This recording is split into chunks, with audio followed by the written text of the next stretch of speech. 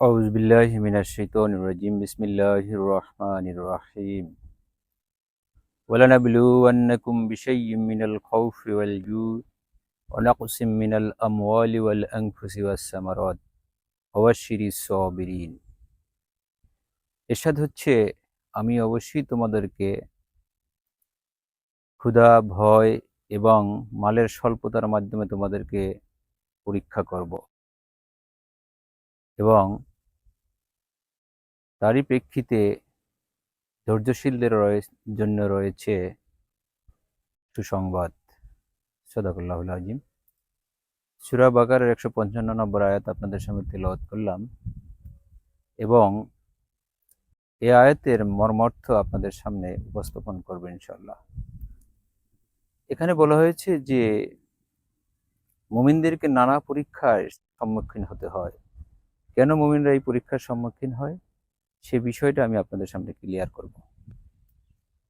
আমরা দেখছি, আমরা যখনই আল্লাহর পথে চলতে যাই, ঈমান নিয়ে আমরা থাকতে চাই, কিছু কিছু সময় আমাদের সামনে বিভিন্ন ধরনের বিপদ আপদ এসে সম্মুখীন হয়। একজন মুমিন হিসেবে আমাদের উচিত আমাদের ধৈর্য ধারণ করা, এটাকে ধৈর্যের সাথে মোকাবিলা করা। এই জন্য আল্লাহ রাব্বুল আলামিন বলেছেন, ওয়াস্তাঈনু বিস-সাবরি ওয়াস-সালাহ, তোমরা নামাজ এবং ধৈর্যের সাথে এটা আল্লাহর সাহায্য কামনা করো। আর এই যে পরীক্ষার সম্মুখীন কেন হয় সে কথাটি মহান রব্বুল আলামিন অন্য একটি সূরার আয়াতে বলেছেন যে আল্লাহ রাব্বুল আলামিন বলেছেন, ওয়ালানাবলুওয়ান্নাকুম হাত্তা না'লামাল মুজাহিদিনা মিনকুম ওয়াস-সাবিরিনা ওয়া নাবলুয়া আখবারাকুম। এখানে বলা হয়েছে যে আমি তোমাদেরকে মাঝে মাঝে পরীক্ষা করি এজন্য যে তোমাদের মধ্যে কারা আল্লাহর পথে জিহাদের জন্য প্রস্তুত থাকে এবং তোমাদের মধ্যে কারা ধৈর্যশীল সে বিষয়টা ক্লিয়ার করার জন্যই তোমাদেরকে এভাবে পরীক্ষার সম্মুখীন করা হয়। এখানে আসলে মূল কথা হলো যে তৎকালীন সময়ে মহানবী হযরত মুহাম্মদ সাল্লাল্লাহু আলাইহি সাল্লাম যখন মদিনায় গেলেন হিজরত করে, তখন তাদের মধ্যে ঈমানদারদের মধ্যে কিছু নামধারী মুসলিম ভিতরে ঢুকে যায়। তারা উপরে বলে যে মুসলিম, মুমিন, কিন্তু আসলে ইসলামের বিরুদ্ধাচরণ করে।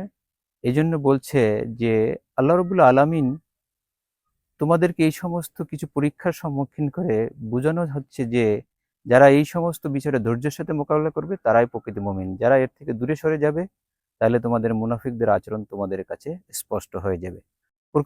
প্রকৃতপক্ষে তারা ঈমানের দাবি করলেও মূলত তারা ঈমান বিচ্ছিন্ন হয়ে যায়। যখন তাদের জিহাদের ডাকে আহ্বান করা হয় তখন তারা জিহাদ থেকে পিছনে ছুটে যায়, তখন বলে যে আমরা এর মধ্যে নেই। অর্থাৎ প্রকৃত মুমিনকে বাছাই করার জন্য এই মাঝে মাঝে এই ধরনের পরীক্ষা আসে।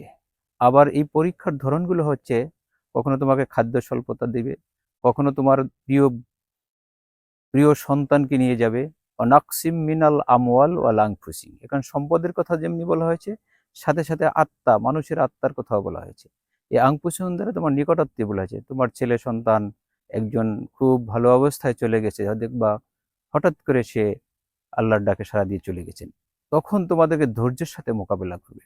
ওয়াস-সামারাত, এবং ফল ফলাদি, এবং কখনো কখনো যে শস্যাদির, দেখবে যে এই মৌসুমে খুব ভালো শস্য হয়েছে কিন্তু পরবর্তী মৌসুমে দেখবে যে কোনো শস্যের ঘাটতি দিয়েছে। এর মানে হলো তোমাদেরকে এই ধরনের পরীক্ষার মাধ্যমে তোমাদেরকে আরো সুন্দর করে খাঁটি মুমিন হিসেবে আল্লাহর দরবারে উপস্থাপন করার জন্য আল্লাহ পরীক্ষা করে থাকেন। এর মাধ্যমে যারা কপট, যারা মুনাফিক, তারা এর থেকে বেরিয়ে যায়। কারণ হলো ইন্নাল মুনাফিকিনা ফিদ-দারকিল আসফালি মিনান নার, তারা, এই মুনাফিকদের অবস্থান হবে আর জাহান্নামের সর্বনিম্ন স্তরে। সুতরাং আমরা যেন মুনাফিকদের মধ্যে না পড়ি এবং আল্লাহ যেন আমাদেরকে সকল বিপদকে ধৈর্যের সাথে মোকাবেলা করে তার ইমানি পরীক্ষায় আমরা উত্তীর্ণ হয়ে জান্নাতে প্রবেশ করতে পারি, সেই বিষয়টা এই আয়াতগুলোতে খুব সুন্দরভাবে বলা হয়েছে।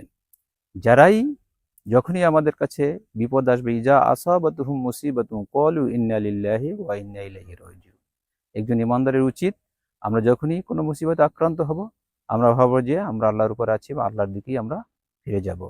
এই জন্য আল্লাহ রবুল আলমিন সুসংবাদ দিয়ে বলেছেন উলাইকা সলাওয়াতুম মির রব্বিহিম ওয়া রাহমা, আল্লাহর পক্ষ থেকে তাদের জন্য রয়েছে সালাত, দোয়া এবং রহমা।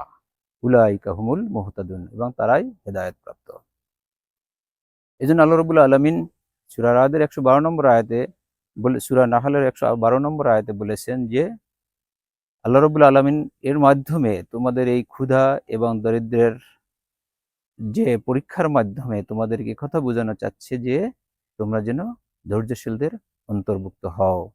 বেআন্না মা ইয়াসনাউন, এটা তোমাদের আসলে বিমা তা এর মাধ্যমে তোমাদেরকে, ধৈর্যের পরীক্ষার মধ্যে তোমাদেরকে এই সমস্ত গুলা তোমাদের মাধ্যমে প্রকাশ যাতে না পায়, অর্থাৎ তোমাদের কর্পটতা যাতে প্রকাশ না পায় সেদিকে আহ্বান করা হয়েছে।